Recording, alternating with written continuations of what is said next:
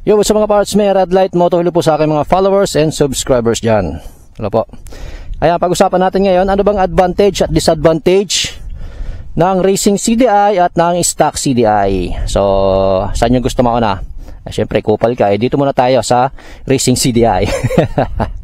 Ayan, ano bang advantage ng racing CDI?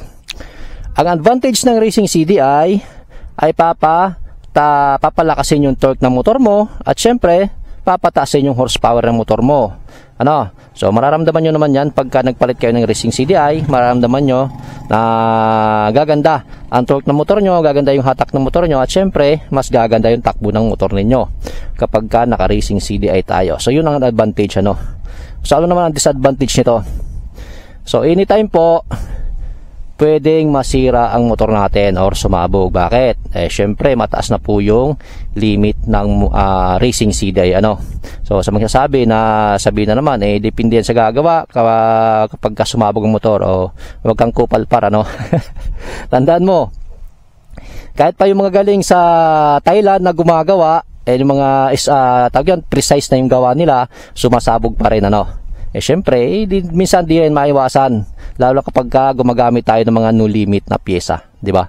Tulad nitong racing CDI. Syempre, sa di natin na may paliwanag na dahilan, minsan talaga ganun talaga, di ba? Minsan di natin alam kung bakit tayo sumabog, samantala precise naman yung pakagawa, di ba? So, ayan. Ang disadvantage niyan, anytime pwedeng masira yung motor mo kapag nagka-racing CDI tayo. Kaya syempre, matatanggal yung limit ng motor natin. Di naman matatanggal pero masyadong mataas na yung limit ng motor natin. Ano?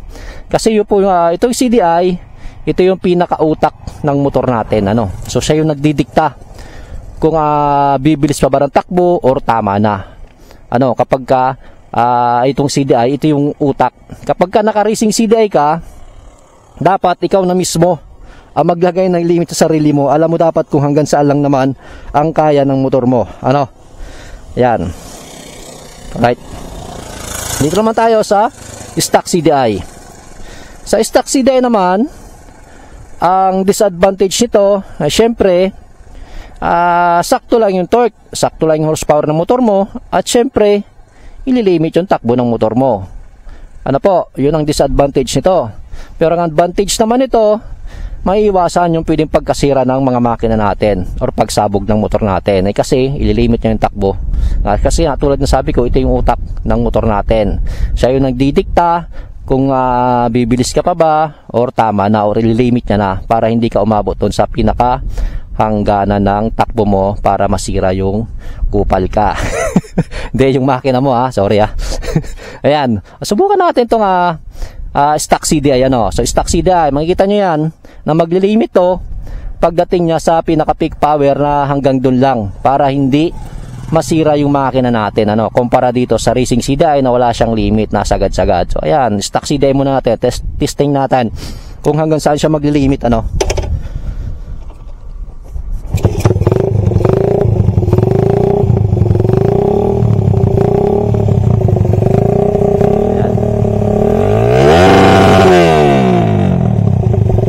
Napansin nyo, pagdating ng 12,000 RPM, nag-limit na siya, di ba?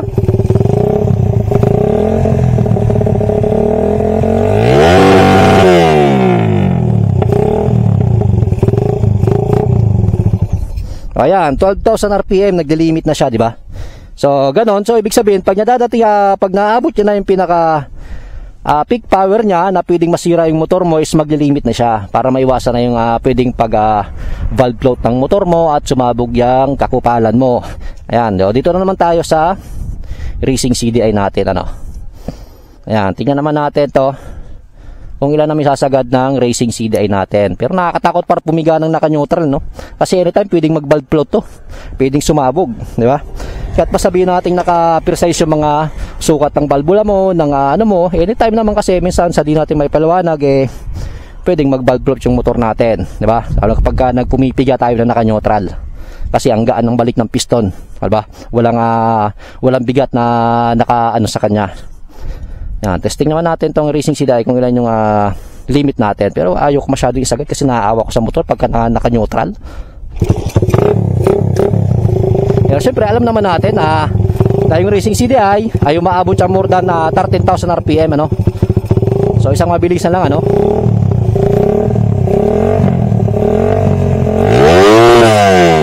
Kita nyo? Umaabot ng 14,000 RPM.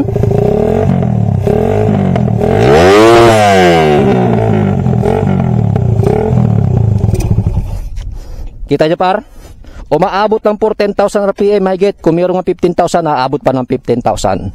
Ayan, nakita nyo yung diferensya kung paano pinapalakas ng racing CDI yung ating motor, di ba? Kaya sa mga sabi na mas malakas yung stock kumpara sa racing at yung may upgrade na ko, par. Iwan ko sa iyo, par. Kupal ka ba? Diba? So walang ganun. Walang ganun na mas malakas yung stock kumpara sa may upgrade. Diba? So doon pala nakikita nyo na ng diferensya, diba? Sa RPM pala makikita nyo kung anong diferensya ng takbo na ibibigay sa'yo ng racing CDI. Ay mga parang malinaw yan, ha? Alright, it's me again, Red Light Moto. Sana may share naman ako sa inyo. Alright, ride safe, play safe. Right.